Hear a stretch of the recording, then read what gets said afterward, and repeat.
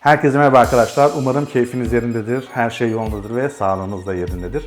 Bugün size ortalama bir maliyetle, uygun fiyata alınabilecek malzemelerle YouTube içeriği için ürettiğiniz videoları daha kaliteli, daha profesyonel görünen ve daha sinematik hale getiren 5 tavsiye videosu çekeceğim. Bugün Yasemin Sakallıoğlu'nun evindeyim. Bu videoyu da beraber çekeceğiz. Teşekkür ederim. Denge yok. Bunu yaşayacağız, ne yaptık? Yalan boşver, suya girelim de. Gel Bir şey dökmemiş gibi böyle başlayamaz yayın arkadaşlar. Hayır. Şunu Sendeki bu özgüven. Yemin nerede? ederim ben bunu unutmuşum ya. Köpek gibi bağladılar beni buraya. Ben hiçbir yere uzaklaşamıyorum. Nasıl çekeceğiz, her şeyi nasıl ayarladık onu göstermek istiyorum. Hem de bu malzemeleri kendi evinizde, kendi başınıza nasıl yapacağınızı göstermek istiyorum. İlk tavsiyem kompozisyon. Kompozisyon kısaca aslında fotoğraf makinesini nereye koyacağımız, hangi açıyla çekeceğimiz ve kadrajı nasıl yapacağımızla alakalı. Yani insan 3 boyutlu olarak görüyor ama biz bunu görüntüye aktarırken 2 boyutlu olarak kaydediyoruz video kameraya. Bunu 3 boyuta ne kadar yaklaştırırsak o kadar bizim için bir alan derinliği, bir daha profesyonel ve daha kaliteli bir görüntü elde etmiş oluyoruz. Bunun ilk kuralı arkadaşlar, eğer bir alan derinliği yapmak istiyorsak öncelikle kendimizi fondan ayırmamız gerekiyor. Fona yaklaştığımız zaman mesela duvarı böyle bir kedinin önünde duvara yapışmış bir şekilde olsak düz genişliği ve yüksekliği olan 2 boyutlu bir görsel elde edecektik ama eğer ondan uzaklaşırsak, arkayı biraz daha fullya düşürürsek, işte tersten ışık verirsek, fondan kendimizi ayırırsak bir şekilde alan derinliğimiz artacak ve daha sinematik, daha böyle profesyonel bir görüntüymüş gibi gösterecek sizlere. Kompozisyon olarak kısaca bir giriş yaptık. Devam edelim. Kadraj olarak normalde şimdi 2 kişinin konuşmasını çekeceğiz burada. 2 kişi konuşurken 3. kişi dahil olmak isterse ona belirli bir mesafede yakın olmak ister. Yani siz bir arkadaşınızla yüz yüze konuştuğunuz zaman 5 metre uzaktan konuşmazsınız. Bunu da görüntü yansıtmak için bizim de kadrajımız ve başboşluğuna dikkat ederek bir kadraj yapacağım. İkinci tavsiye ışık. Arkadaşlar 2 türlü ışık kaynağı var. Bunlardan birisi doğal ışık dediğimiz güneş, ikincisi de yapay ışık. Her türlü lamba, ampul, artık aklınıza ne geliyorsa. Doğal ışığı istediğimiz gibi kontrol edemeyebiliriz. Hava kapalı olabilir ya da kışın olur, hava daha gri olabilir. Ya da güneş direkt sert bir şekilde bize vuruyor olabilir. O yüzden biz dışa bağımlı olmamak için bugün Godox'un SL60 modelini kullanacağız.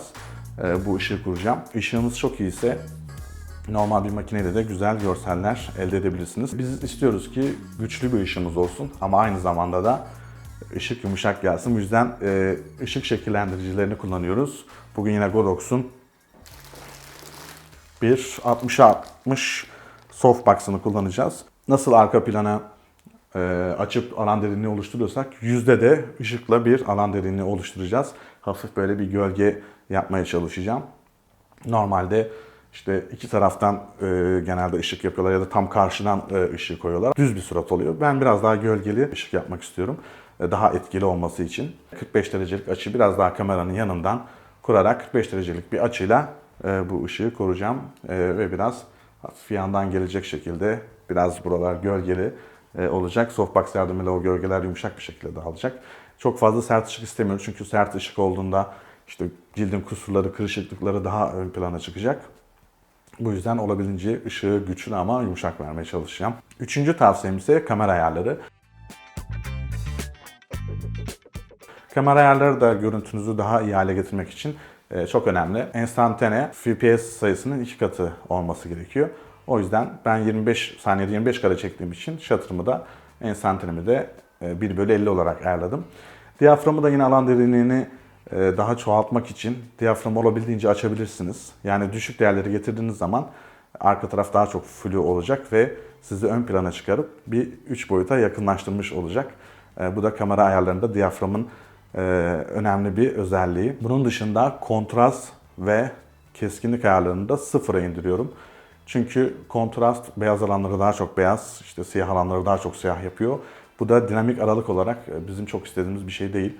Beyazın ve siyahın zıt şeylerin daha homojen dağılması için kontrastı sıfıra indiriyorum.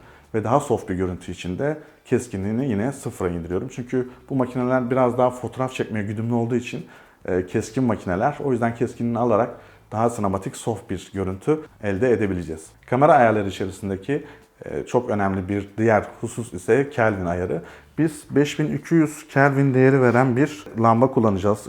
LED ışık kullanacağız. O yüzden Kelvin'imizi 5200 yapıyoruz. Birazcık daha aslında dışarıdan da ışık alacağız. Şu an odanın içi, şu an hiçbir ışık kullanmıyorum. Sadece arkada bir küçük bir ring light var. Şu an pencereden gelen ışığı kullanıyorum. Gün ışığını da hesap ederek 5200 Kelvin veriyor ama biraz daha gün ışığı da 5500 dersek bir 5300-5400 aralığında bir şey vereceğiz diye düşünüyorum bu ışığı kurduktan sonra. Ses konusu. Genelde insanlar bir YouTube'a içerik üreteceği zaman akla ilk gelen şey kamera. Aslında evet doğru olabilir ama benim için önemli olan bir video ya da fotoğraf üretmek için iki şeye ihtiyacınız var. Öncelikle fotoğraf için konuşayım. Birincisi fotoğraf makinesi, ikincisi ışık. Eğer ışık olmazsa hiçbir şey çekemezsiniz. Çünkü biz ışığın nesneler üzerine yansımasından dolayı o nesneyi görebiliyoruz, algılayabiliyoruz. O yüzden ışık çok önemli bir etken. Eğer iyi, kaliteli bir ışığınız varsa kaliteli görüntüler elde edersiniz ama çok iyi makineniz olsa da eğer ışığınız iyi değilse çok iyi kaliteli görüntüler alamayacaksınız anlamına gelir. Videoya gelecek olursak ses ve görüntü aynı öneme sahiptir. Hiçbiri birinden önemli değil. Eğer çok iyi bir görüntünüz varsa, sesiniz çok kötüyse videonun hiçbir anlamı kalmayacak. Çünkü hem göze hem kulağa hitap eden bir şey. Bir kere geldik dünyaya, ne bileyim, mutlu olmalıyız. İyi insan olmak zorundayız. İnsanlara zarar vermemek zorundayız. Mikrofonunuz varsa yakın kullanmanızı öneriyorum. Yani eğer bir masaüstü bir kondenser mikrofonunuz varsa, harici bir mikrofonunuz varsa bu size yakın olması için var. Yoksa diğer türlü kameranın üzerindeki mikrofonu da kullanabilirsiniz. Eğer bir mikrofon kullanıyorsanız lütfen buna yakın olun. Mikrofona yakın olursanız mikrofon çevredeki sesleri almayacak ve sizin sesinizi daha net ve daha temiz bir şekilde kaydedecek. O yüzden mikrofona yakın olmayı unutmayın. Biz bugün yaka mikrofonu kullanacağız. Zaten olabildiğince yakın bir seviyede yaka mikrofonu. Eğer kondenser mikrofon koysaydık da onu da yakın bir şekilde kullanmamız gerekecekti. Fakat hani çok fazla görüntü olarak görmek istemiyorsanız o tarz mikrofonları yaka mikrofonu kullanabilirsiniz. Biz bugün Boya marka yaka mikrofonunu kullanacağız. BY MD1 modeliymiş bu. İkili bir yaka mikrofonu. Bugün bunları takacağız ve ayarlarını da manuel olarak yapacağız. Kameraya bağladıktan sonra manuel yapmadığımız zaman konuşma esnasında bir es verdiğimiz zaman, sessizlik olduğu zaman mikrofon orada ses aramaya başlıyor ve sesini açıyor. Dışarıdan gelen bütün sesleri falan birden alıyor. Konuştuğunuz zaman onlar iniyor. Yani bir dengesizlik meydana geliyor. O yüzden biz mikrofon ayarlarını kameradan manuel olarak yapacağız.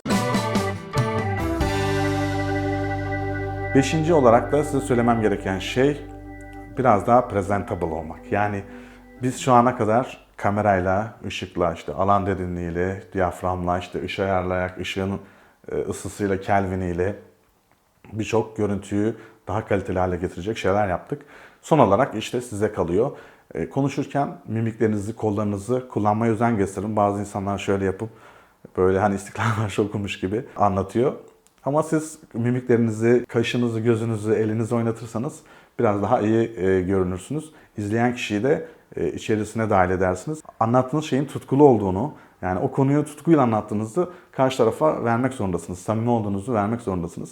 O yüzden olabildiğince rahat olun ve mimiklerinizi, kollarınızı, vücut dilinizi kullanın. Olabildiğince uygun fiyatlı malzemeler kullanmaya çalıştık. Çok kaliteli bir video çekmek için çok pahalı ekipmanlara ihtiyacımız var mı? Kesinlikle hayır. Eğer bu size anlattığım tavsiyeleri yaparsanız siz de kaliteli görüntüler elde etmiş olacaksınız. Bunun için iyi ışık yapmaya, ışığı nasıl nereye koyacağınızı, kadrajınızı nasıl yapacağınızı, işte vücudunuzu nasıl kullanacağınızı, sesi nasıl alacağınızı iyi şekilde yaparsanız emin olun çok güzel içerikler üreteceksiniz. İlk önce bir bütçe ayırın kendinize. O bütçeyle alınabilecek şeyleri alın. Eğer kalitenizi daha yükseltmek istiyorsanız ekipmanlarınızı daha sonra yükseltebilirsiniz, daha geliştirebilirsiniz. Ama ilk etapta olabildiğince işin aslını, özünü ve mantığını anlayıp ondan sonra adım adım kendinizi isterseniz daha yetersiz bulursanız, daha kaliteli bir şey istiyorsanız ekipmanlarınızı yükseltebilirsiniz. Umarım bu 5 adım sizin işinize çok yarar ve kendi başınıza evde çok kolay şekilde video üretmenizi sağlar ve size iyi öneriler verir. Hoşça kalın.